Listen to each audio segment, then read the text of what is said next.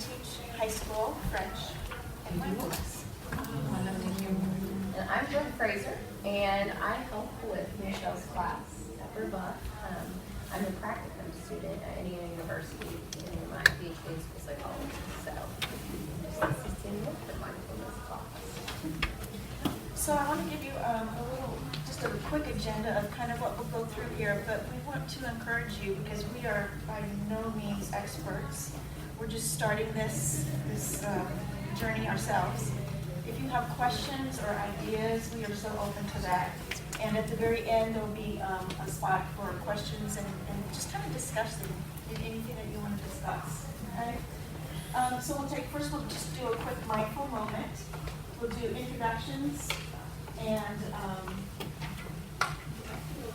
Sorry. we'll talk about how the mindfulness course came about in our school. We'll do a sample lesson assessment, just give you an overview of that, and then what we do for student feedback.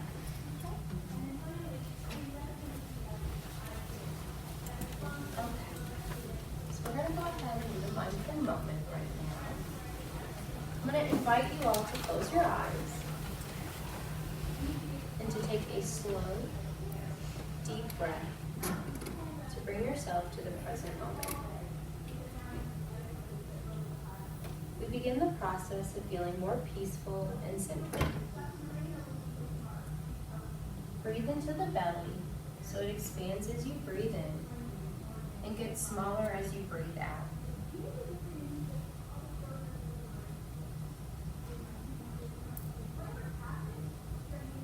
Now take a minute or two to mentally scan your body for any areas where there is tightness, tension, or soreness, and breathe into that area. As you breathe out, let the tension release, breathing it out. Now let's notice any worries, fear, anger, irritation, or judgment. Just breathe into those emotions, noting them, and allowing them to flow out as you breathe out.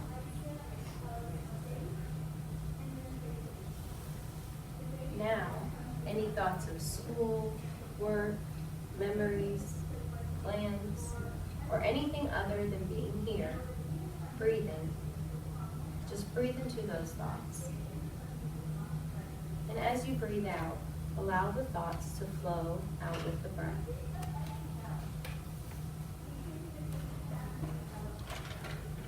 Now let's take a moment to reflect on reasons for feeling grateful in this moment. That we are together in a caring, non-judgmental, and supportive environment. Breathe into that gratitude and allow it to fill your body, mind, and heart.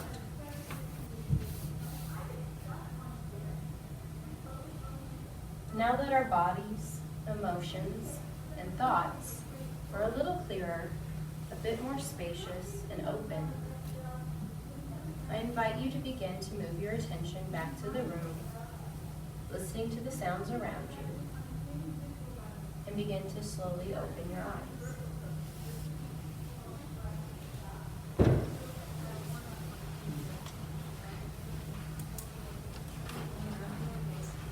That's usually how we start one of our classes, either that or with, kids call it the rose, thorn, bud. We'll explain that a little later if you haven't heard of it. So, introductions. So my kids dared me to use this photo because they were taking photos of me. They said, "You have to have a photo, madame, you have to have a photo." And all the photos that they took, they said, "That doesn't look like you at all." And I thought, this one does? Anyway, so they took that and they said, "Go ahead and use it." So I said, "Okay." I put up we have our emails up there. I would love after this if you want to somehow exchange emails or shoot us an email and get a conversation, maybe like a little listserv started, just to exchange ideas. That would be, for me, that would be awesome. Because like I said, this is a new experience for me. Yes. Yes. And as I said, I'm drunk, and I don't have a picture. I should have put a picture of me and my mini Aussie up there because I love her. But I don't have an exciting picture up there. But my email is, and it's a school email, but you can certainly email me and we can pass ideas back and forth to each other. So how did this all start? I've been teaching French for 25 years, and I started in the urban public school system, and I was there for 15 years, and found that my students were coming to class, and they weren't able to focus. They had a lot of energy, they didn't want to listen to me, and they were, to be honest, if you're a teacher, you know you have to create a space for your students that's safe. And so with a class of 40 to 42, that wasn't happening, or it wasn't easy to do. So I decided that I would apply what I didn't even, at that point in time, 25 years ago, I wasn't doing mindfulness or meditation. What I decided to do was take the first 5 minutes of every class period, and I played some music for them with their permission, and I asked them just to, I think I call it, let's just de-stress. And they sat there, they thought, oh, that's kind of a cool idea. And so for 5 minutes with the music going, they actually sat there quietly and just listened. And what I found after we did that a few weeks was the fact that they were able to focus, and they were coming in, creating a better community, a connection with each other. So for me, that was important. And those 5 minutes, unfortunately, at the public school, they never took off. I had talked to some other of the administrators and the teachers, and it wasn't happening back then. So in between my public school service and my private school service, I started meditation. When I moved to private school, I was still just doing French. And I thought, what in heaven's name are these upper class privileged white students going to do with mindfulness? They don't need it. Boy, was I wrong. Different set of stress. So you got the stress of their parents wanting not A's and B's, but 100% A's. And if they've got a 99%, I've got a parent calling me. What's going on with my kid? He's got to do better. The pressure of the college advisement to get these kids to apply to Ivy League schools. They don't even want to go. Some of them don't even want to go there. But that pressure, the pressure to take 7 AP classes in a semester, in a year, nuts.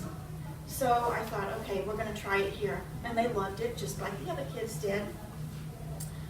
And we got to a point, I think, where the school finally decided, you know what, these kids are very stressed out. We had a couple suicides, which was really unfortunate and just tragic, just horrible. I'm just thinking about that. Sorry. And so the school decided they were going to do a student climate survey. So the kids filled out all these questions about how stressed they were able to write paragraphs about it, and the school decided after reading all of this information, we need to do something. So that was when I thought, oh, cool. They decided to adopt a DBT curriculum for the freshmen. I know I wasn't trained in that curriculum, however, Brooke has all that background information. This is what's so wonderful about how this all came about, but I'll let her talk about that. Yeah, so part of the practicum that I'm doing, I'm in a private practice, and my supervisor has actually been trained by Marshall Linehan, who maybe some of you know created dialectical behavioral therapy, or DBT. And so while that program is not necessarily new, DBT skills for adolescents and then DBT in the schools, that's very up and coming, that's very new. And so she is not actually the one that delivers this DBT skills within the schools curriculum at Rebuff. She's actually worked a lot with the school counselors, and the school counselors have kind of taken on the initiative really for all of the freshmen at Rebuff to participate in this class. So it's kind of like a freshman seminar. So my role in it, as I'm being trained in DBT for adolescents, my role is just to kind of be there and support this freshman seminar. So the counselors are the primary leaders and instructors, I guess you could say, for the course. So with DBT skills in the schools, they're focusing on that emotion regulation piece. They're focusing on distress tolerance. So how are they, well, obviously regulating their emotions? How are they able to cope with the distress of parents and social relationships and just planning their futures, really, okay? And so they're looking at that piece, and they're looking at interpersonal effectiveness. So while some of these students may have excellent skills in maybe all of those areas, everyone has troubles with each of these components. And so the main piece, and this is where we tie mindfulness in, if you're familiar with DBT, you know that mindfulness is a skill that is the first skill that's introduced when you're learning DBT as a participant, and then it's also incorporated in every single skills group that you have. In fact, whenever you get to emotion regulation, you come back to mindfulness, and then you go on and learn your next piece. So mindfulness is very important and critical in DBT, and so Brevouf's done a really excellent job. The school counselors actually went to a training and received training in DBT skills for the schools. So my role is just to kind of be a liaison, I guess you could say, and come in and maybe describe some personal experiences of my work with clients with similar issues to the students themselves. Do some practices, and ultimately just get them familiar with mindfulness so that possibly they could take Michelle's course in MBSR and get them introduced into that. They're like sophomore, junior, and senior years. So that's kind of the role with the DBT skills. It's pretty incredible what they have going on for sure. So we've got the freshman course that's required. They have to take it. And then after that, once they get a little piece of that mindfulness, it's interesting because when they hit the mindfulness course during the freshman seminar, they allow people to come in and do it, just to give them a little sprinkling of mindfulness. And of course, they love it. So, which is very helpful. And at that time, when they had done the climate survey, we've got the DBT, and I thought this is the time to hit. So I went to the administrative team and I said, look, this is a great opportunity to implement a mindfulness course, 4 credit, but an elective. And they're okay, because we already have so many different one-semester courses. This isn't going to fly because they want those academic courses. But because it's a new course, we will allow it to fly if you have 5 students. A month later, we had 57 signed up for it. So, and that was just based on talking about it to the kids and the kids talking to each other. So that's how we got the course started. I think the next slide is the actual course description. Yes, there's our course description. We chose to put it under the Health and Wellness Department, what used to be known as PE. We also have Taekwondo and yoga in Health and Wellness as well. Can you read it out loud? Can I read it? Sure. The course is designed for students who are interested in learning and applying skills to improve mindfulness, emotion regulation, distress tolerance, and interpersonal skills. This course is an extension of the DBT steps, a program taught in the freshman seminar. Through a series of readings, reflections, videos, and guided mindfulness practices, the students will learn to cope with stress in healthy ways, manage difficult emotions, and make better decisions. It is sophomores, juniors, and seniors, because we want those freshmen to have the freshman DBT course first. Then we have to choose what curriculum, and there are a lot of curriculums out there, and I'm not here to say that the ones that we don't use are not valid ones. I chose G. Amigo's Stress Teens program for the reasons listed. It came with a 30-hour training program, and at that point, all I had was my own personal mindfulness. Okay. It's MBSR for teens. Variety materials came with everything. There was an instructor guide, there are PowerPoints. The instructions for the teacher are very clear, step by step. For me, that was comfortable for the first semester of trying this course out. The kids absolutely love the workbook. It's clean. It doesn't look like a French workbook. And the other reason that I chose it was because Gina was so open to talking with me about taking that 8-week program and extending it over the entire semester, which I thought would be very difficult. It's not.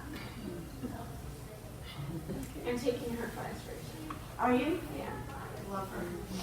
And she's very accessible. Like, Yes, that's what I found. sorry, I just. No, It's exciting. So this is just the DBT STEPS program that they were talking, or that we were both talking about, that's being implemented in the freshman seminar. This is that book. So it was developed by James Mazza, Dexter, and his wife, Elizabeth Dexter Mazza, and then Miller, Rathis, and Murphy, who Dr. Miller and Dr. Rathis are the main people that developed DBT for adolescents. So it's kind of like an adaptation of that. And so that was the piece that's taught and the skills that are incorporated, in between the freshman seminar for the students. James Mazza and then his wife Elizabeth Dexter Mazza, so that's M-A-Z-Z-A, and then Alec Miller, Jill Rathis, and Heather Murphy. Yes, a lot of authors on that one.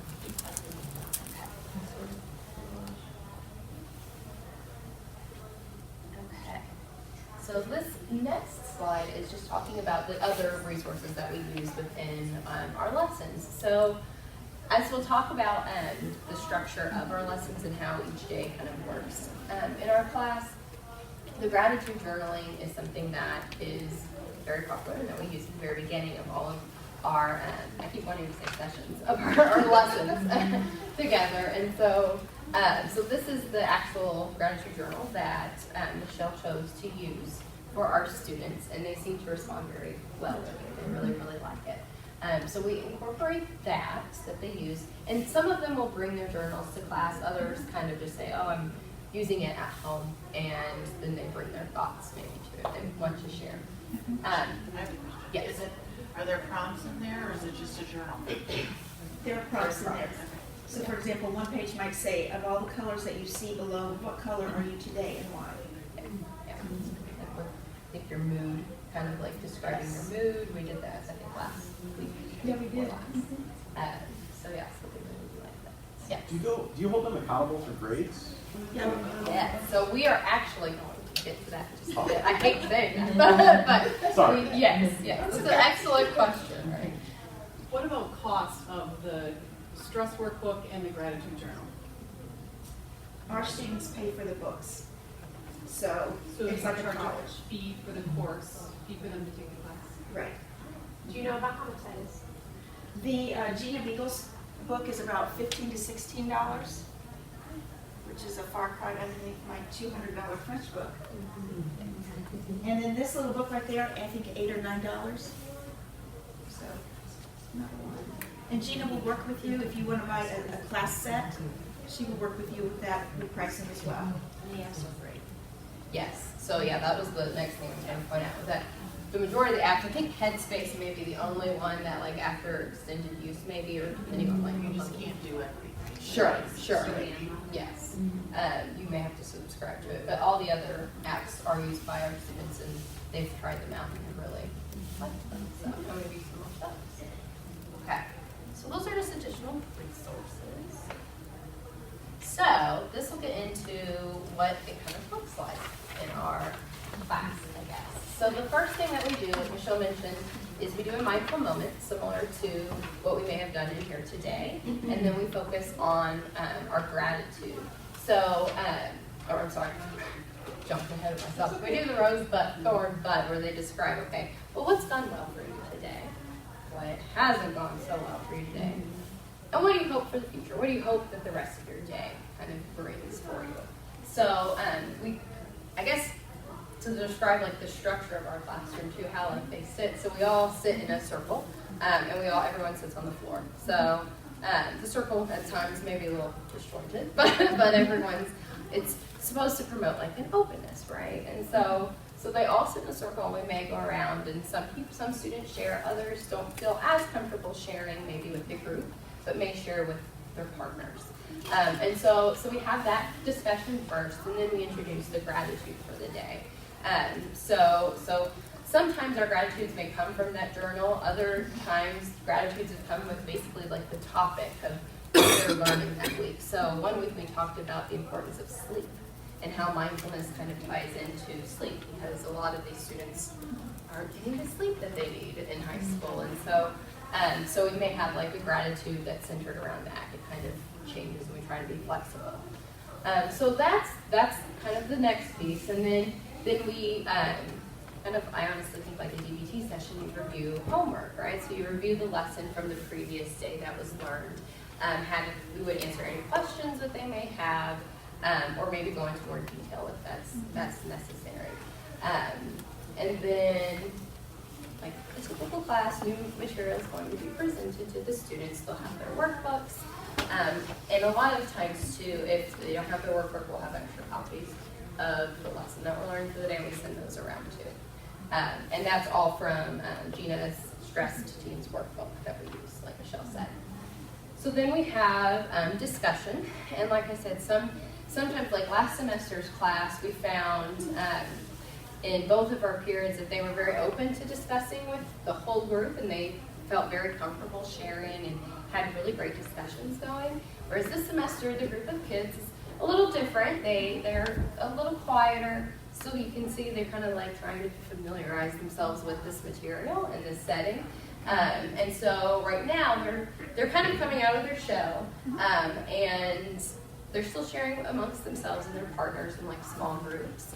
And then we'll maybe have one or two, or maybe three people kind of like give, okay, well this is what we talked about, kind of thing. So the discussion is around the material that they learned, maybe, like I said, their gratitude, and maybe what's on their mind for that day. And we're on a 40-minute, 60-minute back and forth day. So this is like a typical 40-minute class, and then the next one, day 2, is a 60-minute class, where we'll do the mindful moment, the gratitude journal, again, with the previous lesson review. And then we do an activity. So a couple weeks ago, we did the spa activity, which went over really well, where we were talking about the 5 senses. And so I brought in aromatherapy lotions from Bath & Body Works, and oh boy, did they like that. And the tea, they had to drink tea. So again, the senses, we've done origami, we've colored mandalas, I've had them write letters to themselves, and then they can open it up later at the end of the course and see what they wrote to themselves, what they hoped for themselves. They've done magnets, and they'll find their favorite quote and put it on a magnet. And then they stick it on their locker, which is great publicity for the class, which I really like. So they've also done self-portraits of themselves, and then they did a self-portrait of somebody else, and they compared the two. How do you see yourself, and how does your partner see you? Which was quite interesting. Yeah. And then we'll do an in-class formal practice, which that could be anything. It could be the thoughts on a stream. It could be a visualization, like floating on a cloud is a favorite, or walking at the beach is another favorite. They like the forest, but they don't want any bugs at the forest. So you gotta, no bugs in the forest. So that's a typical day. And it's so interesting because you'll see, like I've noticed this with this semester's class anyway. If we get to the end or we're like in the middle of a lesson, they'll be like, can we do a meditation? Can we do this guided imagery today? Or, walking, can we go on a cloud kind of thing? And so that means something to me. That they're like, I need this. We need to do this today. So it's great. I mean, we love the lesson, but we need to do practice too. Yeah. So I think that's great. Okay, evaluation, getting the point of the grades, because the school and the parents need the grades. So I have them do a weekly formal practice log where they need to, and I'll give them some guidance with respect to, okay, go on this app and listen to this app 3 times a week, and then write down how you felt before the meditation, during the meditation, and after the meditation. And they can't just write down, felt bad, really good, had a hard time keeping my thoughts. That doesn't cut it. So I was real specific about what I wanted. They have to truly put their heart into it. And they have. Most of them have done that.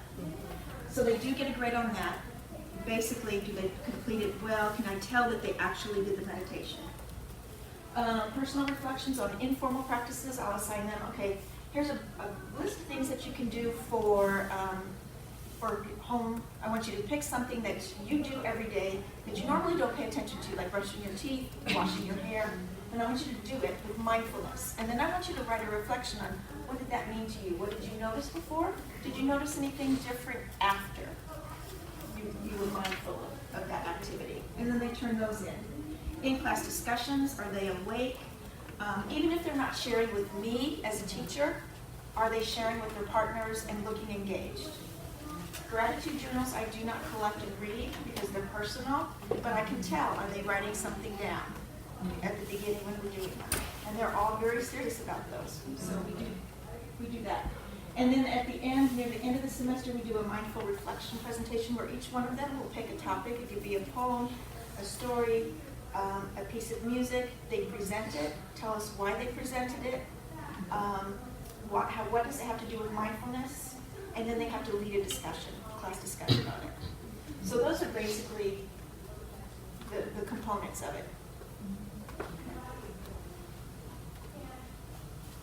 Okay, so this is a very important slide because people want to know, okay, well, what's going well with the course, and then what are some downfalls of this course? And so the first point there, I'll read it out loud. So students love the formal practices and the hands-on activities. So we get really great feedback that they love practicing, right? So in the middle of a lesson, if they say, I need to practice floating my cloud today. Okay, well, that's really positive feedback that they do enjoy those practices.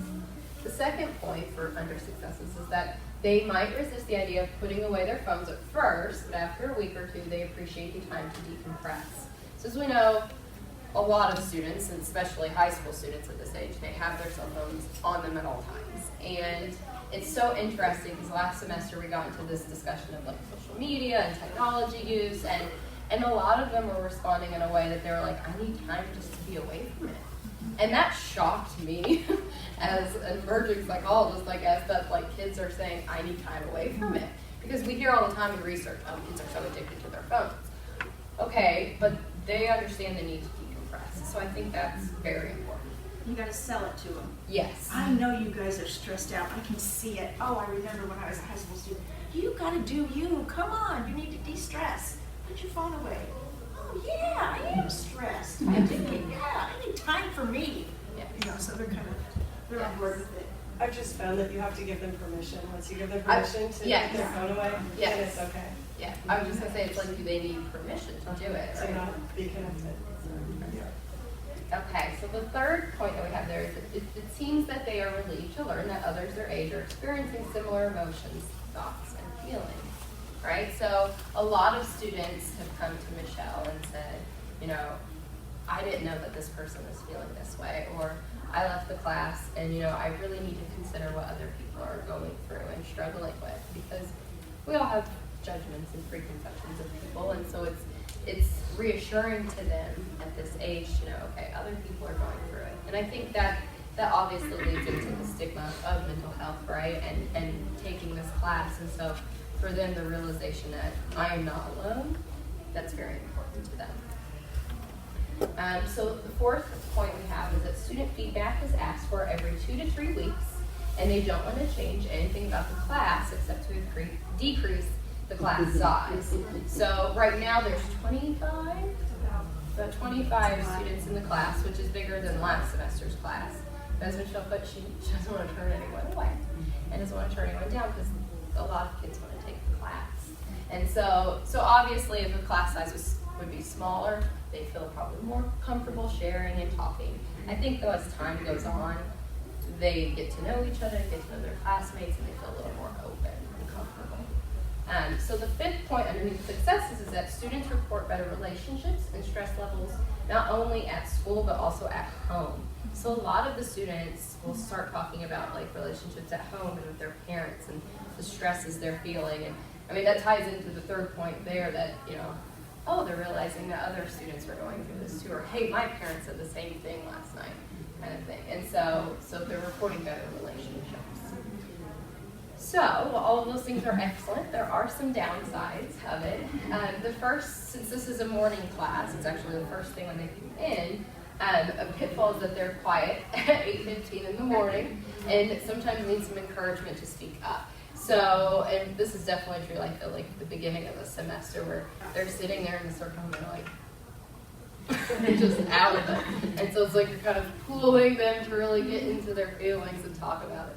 Now, other classes, on the other hand, are like 7 a.m. and they're ready to go. Like, let's do some mindfulness. But you need to consider the time of day for sure when implementing this class.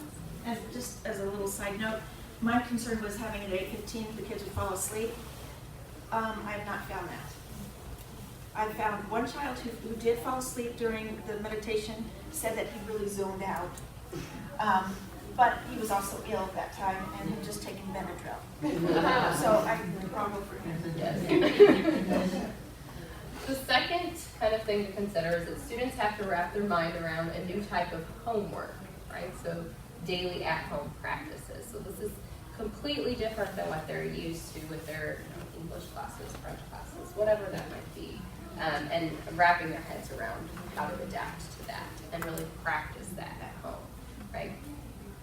Because we have worksheets, but it's taking it off of the worksheet, really, like practicing and implementing it off of that. So then the last point to consider is that those who don't know what mindfulness is can mistake this class for a meditation for sleeping or a class that can be viewed as just, oh, it's an easy A. This is going to be easy, so let's just take Michelle's class, right? So the way to kind of combat this is that perseverance in educating faculty, staff, parents, and students is very important. So I think the students that took it last semester are the biggest contributors to this. They go around to the school and really like talk to all the other students about how awesome this is. I think one of our students from last semester, didn't she like lead a group around finals time or something for mindfulness? So like she's not alone, but that's like one example of how the students are really advocating for how this isn't just an easy A class. Like, it's very helpful, yes, but we don't just sleep and lay down. Okay. You know, this semester I asked all the kids why they take it, and one kid did say it was an easy A. I said, he's going to be my challenge this semester. And already he has come to me and said, I get it. It's like playing an instrument. It's like practicing a sport. You have to practice. These are just some things that at the beginning of the semester, the students fill out a questionnaire about where they fall with respect to their mindfulness practices, and then they do the same at the end of the semester so that they can compare. There's also a spot there where they can write things down. So Logan said, this class helped me focus better, and my teachers tell me they have noticed a difference. I still have ADHD, but I feel that I can better manage it, which I thought was that's awesome. Kendall says, I've learned that it feels better to not compare myself to others, and that it's okay if I make mistakes. I'm only 16. Yeah. And then Ken told me this just actually last week. I've always been confused about what is expected of me because sometimes my parents treat me like I'm 5, but I'm also supposed to be old enough to decide on my major in college. I'm learning that it's okay just to be me and do the best I can. When I get a bad grade on a test, I try to remember that it's just one grade and it doesn't define me. Now I want my parents to take this class so they can get it. I love that last line. Yeah. Because, we laugh, but it's so true, right? If we can get parents on board with this, that would be a whole other success, I think. But the kids are realizing that too. Like, yes, as adolescents we need this, but adults certainly could use some mindfulness too. And then Jania said, my biggest takeaway from class is that I can choose to see things as they are, or to see them through the story that I created in my mind. Which to me was like, wow, this is great, awesome. And it was fun to watch them compare the results, because some of them would just, literally, they just jumped out and said, look how much I've grown. And they were so excited about it, and I was like, this is amazing, I'm loving this. So, and I think Brandy is, Yes. okay, Brandy was the only one courageous enough to do a video for us. So, I apologize if the sound is going to be loud at first. Okay.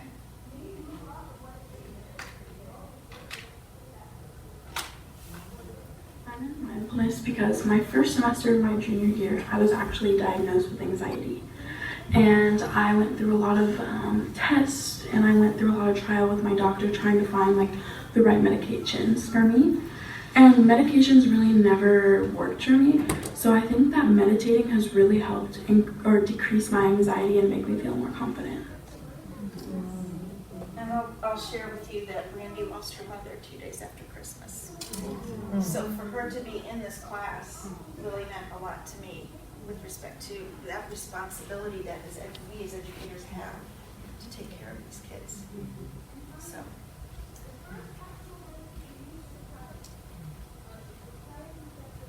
Questions or ideas, thoughts, comments?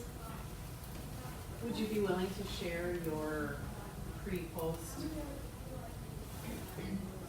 survey on where you rate yourself on mindfulness practices? Absolutely, 100%. So if we just email you? If you email me, yes, I'd be happy to do that. Yeah. So, I'm sorry, I didn't understand, what was that? The Students took the survey? The students took a survey at the beginning. Yes, it said things like, when I'm in a stressful situation, I feel da da da da da. And then they took that same one. I took all those, I didn't look at them, I just put them away. At the end of the semester, I gave them that same survey without giving them the first ones. There's also a survey called MAS, M-A-A-S, and there's a version for adolescents. MAAS, okay. CAMS too. What is it? CAMS. CAM? Yeah, I can remember what CAMS. There's lots of CAMS, them. there's a lot of them. The Yeah. MAS, not yet, the CAMS and the MAS are. Oh, can you just say your email address? Just, it was small and far away. Sorry, M. Martin, M-A-R-T-I-N, at Brebeuf, BREBEUF.org.